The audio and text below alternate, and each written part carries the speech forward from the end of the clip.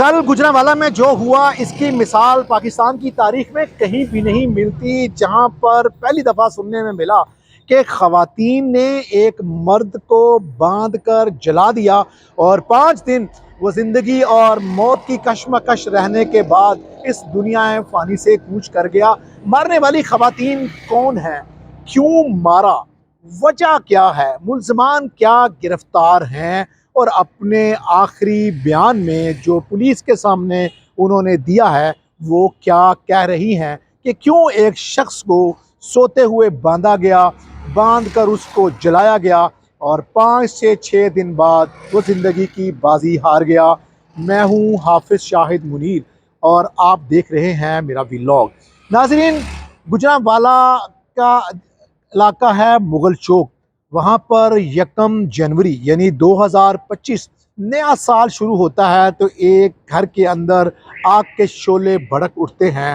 وجہ یہ ہے کہ ایک شخص جس کا نام علی اکبر ہے اس کو سوئے ہوئے باندھ کر آگ لگا دی جاتی ہے اور شور یہ کیا جاتا ہے کہ ایک نشئی نے خود سوزی کر لی ہے۔ پولیس آتی ہے، زخمی شخص کو ہاسپٹل لے کے چلی جاتی ہے۔ گجرانوالہ سول ہسپتال میں اس کو لایا جاتا ہے، زیادہ جلا ہوا ہونے کی وجہ سے اس کو لاہور شفٹ کر دیا جاتا ہے۔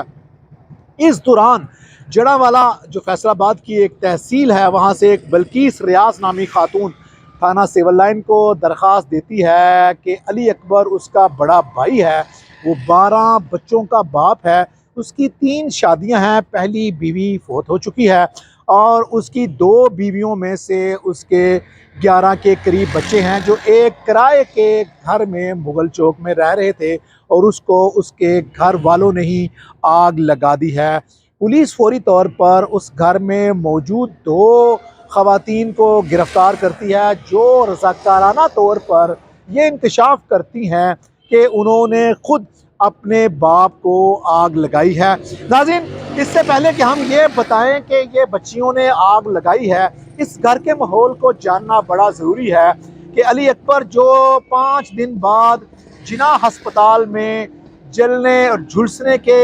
زخموں کی تاب نہ لاتے ہوئے زندگی کی بازی ہار گیا ہے، اس کی 3 شادیاں تھیں، پہلی بیوی اس کی فوت ہو چکی ہے، اس کے بعد اس کی 2 بیویاں ہیں سائرہ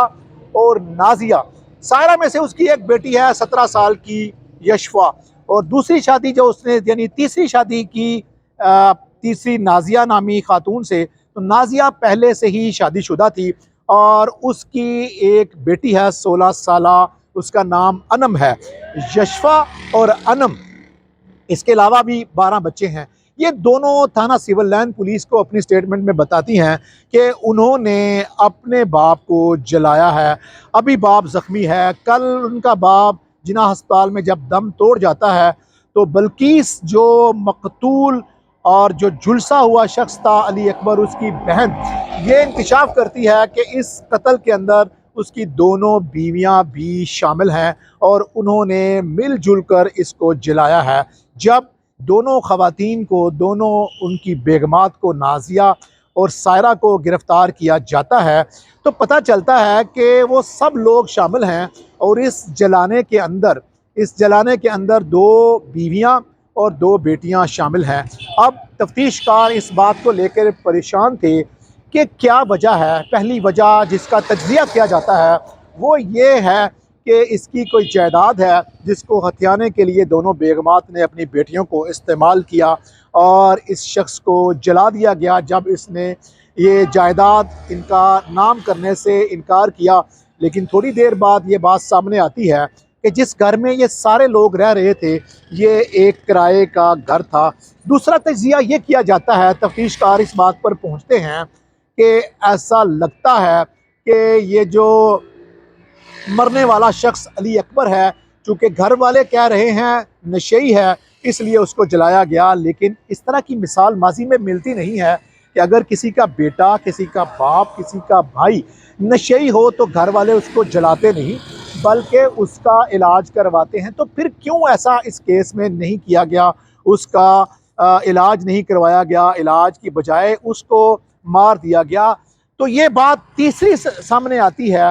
کہ اس شخص کو جس وقت جلایا گیا، باندھا گیا، یہ تو سو رہا تھا، تو تفتیش کار ٹھٹر کے رہ گئے، حیران رہ گئے کہ جائیداد بھی نہیں ہے،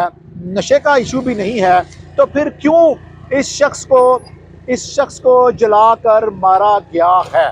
پھر ایک نیا ایشو سامنے آتا ہے کہ یہ خواتین، یہ دونوں بچیاں انکشاف کرتی ہیں۔ ایک بچی یشفا کہتی ہے کہ وہ حقیقی بیٹی ہے، اور دوسری جو انم ہے وہ سوتیلی بیٹی ہے۔ الزام یہ سامنے آتا ہے اس شخص کے اوپر جو انہوں نے اپنے بیان میں کہا ہے کہ ان کا باپ ان کے ساتھ ٹھیک نہیں تھا، زیادتیوں کا نشانہ بناتا تھا، حقیقی بیٹی کو بھی نشانہ بناتا تھا نشے کی حالت میں، اور سوتیلی کو بھی بناتا تھا۔ اب حالات اس کے یہ تھے کہ وہ تیسری بیٹی کو بھی ٹارگٹ کر رہا تھا جس کا ان کو بڑا رنج تھا۔ تو پھر سارے گھر والوں نے، دونوں ماؤں نے، دونوں بیٹیوں نے جو گھر میں بڑے تھے، انہوں نے فیصلہ کیا کہ اس سے جان چھڑائی جائے اور اس کو مار دیا جائے۔ اور اس کا آسان حل ان کو یہ لگا، جب یہ سویا ہوگا، چونکہ یہ نشئی ہے، بڑی گہری نیند سوتا ہے، تو اس کو سوئے ہوئے پکڑا جائے۔ مرد ہے، یہ عورتیں 5-6 بھی ہوں تو مرد مزاحمت کر کے نکل جاتا ہے، لہذا سوتے ہوئے اس کو پکڑ کر نشے کی حالت میں باندھا گیا اور اس کو جلایا گیا۔ کل سینئر افسران نے بھی سنا ہے، خواتین جو دونوں ہیں وہ اپنے بیان پر قائم ہیں کہ سوتیلی بیٹی کو نشانہ بنایا جاتا رہا، آگے اس کی کوئی اور بیٹی ہے اس کو بھی باپ نشانہ بناتا تھا۔ یہ اتنا افسوسناک واقعہ ہے کہ چونکہ یہ ابھی ابتدائیہ ہے، نیا بیان ہے، تفتیش اس کے اوپر مزید ہو رہی ہے۔ پولیس کے لوگ اس بات پر مشکوک ہیں کہ بچیوں نے اپنے ایک بیان میں یہ بھی کہا کہ ہمارا باپ مارتا تھا، ماؤں کو بھی مارتا تھا، ہمیں بھی مارتا تھا۔ اس کے اوپر زیادہ پولیس کا کبھی امکان ہے کہ یہ شخص چونکہ گھر میں مارتا تھا، ظالم تھا، ظلم کرتا تھا، اس سے جان چھڑانے کے لیے انہوں نے مارا ہے۔ چونکہ مرنے والا اب دنیا میں نہیں رہا، اس کے اوپر کوئی سا بھی الزام ڈال دیا جائے، اور اس مقتول کے حق میں اس کی بہن بھی بولی ہے، بلکہ اس کا یہ کہنا ہے کہ میرے بھائی کے اوپر یہ الزام تو ٹھیک ہے کہ میرا بھائی مارتا پیٹتا ہوگا، لیکن میرے بھائی کو مرتے مرتے اس کی بیٹیوں نے، اس کی دونوں بیگمات نے سازش کے تحت اس کو داغدار کیا ہے۔ امید کی جا رہی ہے اس کیس میں کہ بلقیس کے بیان کے بعد